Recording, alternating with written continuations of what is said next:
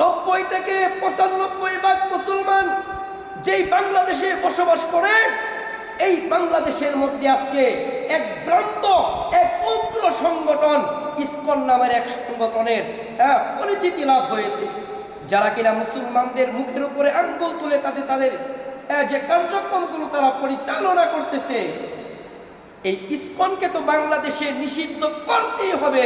শুধু ইসকনকে নিষিদ্ধ করলে হবে না, এই ইসকনের পিছনে কারা, কোন এজেন্ট এই ইসকনকে ইন্ধন দিয়ে তাদের কার্যকলাপগুলো বাস্তবায়ন করতেছে, এই ইসকনের পিছে কোন দেশের হাত আছে, ভারতের যেই জঙ্গি সংগঠনের হাত আছে, তাদেরকে চিহ্নিত করে বাংলাদেশের এই সমস্ত উগ্র ইসকন নামের এই ভয়ঙ্কর সংগঠনকে নিষিদ্ধ করে তাদেরকে গ্রেফতার করে এবং তাদেরকে আইনের আওতায় এনে শাস্তি দিতে হবে।